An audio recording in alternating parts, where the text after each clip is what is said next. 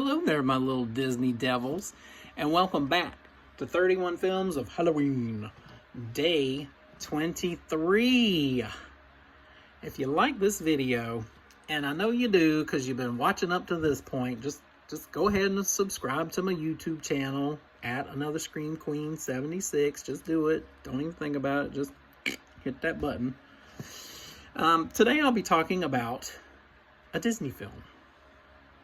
A Disney film, you ask? Yes, I say, as in Walt Disney.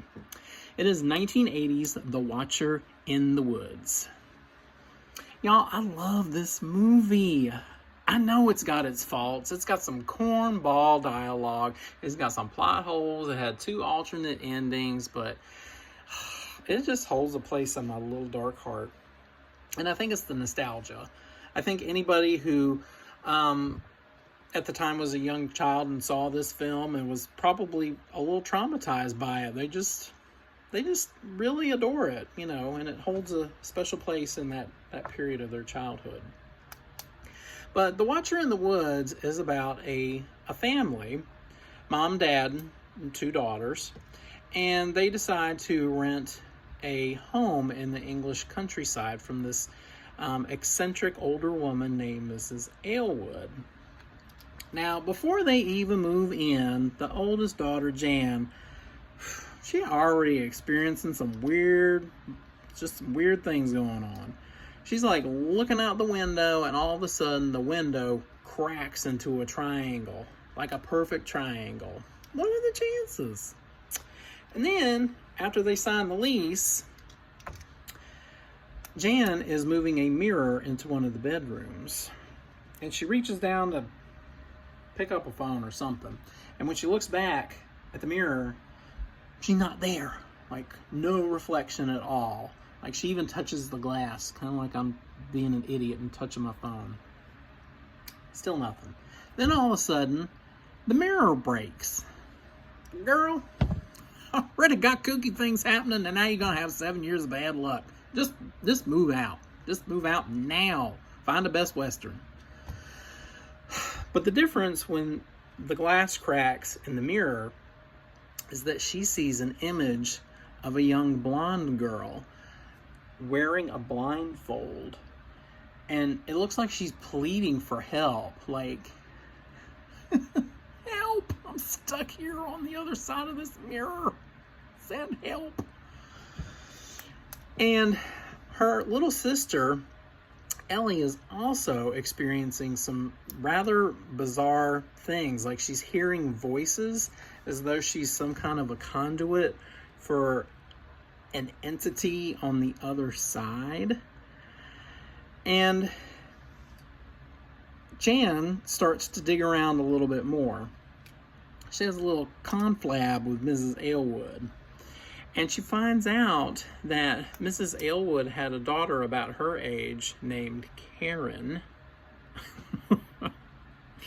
Not that kind of Karen. She was not asking for the manager, trust me. She's probably asking for the manager to bring her to hell back from where she went to. Whew. But Karen was never seen from again. She's lost, poof, gone, nowhere to be found. I guess maybe the manager took care of her. I don't know. And so Jan's intrigued. She's like, oh, this is not good. Something's afoot. And she just has this very strange feeling that she's being watched from something in the woods. Something old. Something dark. And something evil.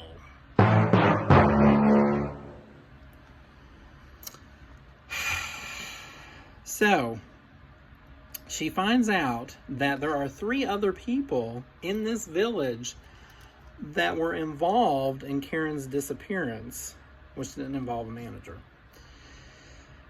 And I'm going to leave it at that, because if you haven't seen the movie, I don't want to spoil it for you, of course. I always give you enough information to kind of tease you, kind of tempt you, go, Michael's intrigued me, let me check it out, and then I'll tell him if I hated it or loved it.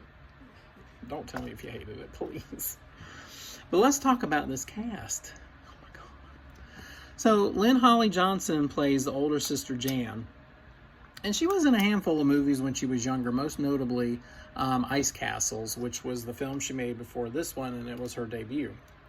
And then Kyle Richards plays the younger sister, Ellie.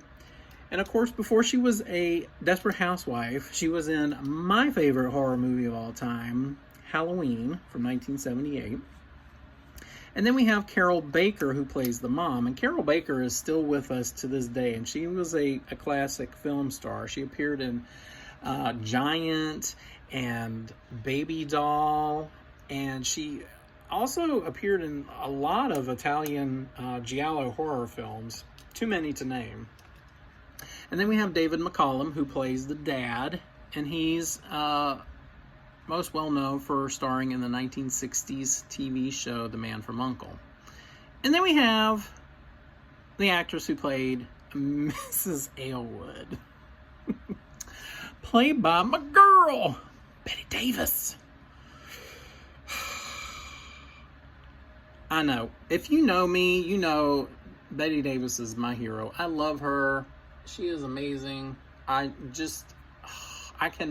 won't name all her movies because we will be here until Halloween, and you'll be like, what the hell? We came here to watch The Watcher in the Woods, not Miss Davis's whole filmography. Move on. But The Watcher in the Woods is an intriguing film. It is about the paranormal. It is about reuniting loved ones. And yes, it's dated, but I just love it. And despite its faults, I'm gonna give this one 4.5 pumpkins. I know I'm being super generous, and the only reason I'm giving it taking off a 0.5 is because the dialogue is a little cheeseball. Side note, this movie had an alternate ending, and you can look it up on YouTube. And if you own the DVD like I do, you can also watch it there. I'm glad they did not stick with it. There is like some beastie coming out the darkness. And it looks like somebody pieced together like trash from the bargain bin at Party City. I'm like, what? It looks like trash bags and crap hanging all off. It was not good. How they did it was a much better choice. So I highly recommend The Watcher in the Woods. 4.5 pumpkins. And if you feel like someone is watching you from the woods, get you a restraining order.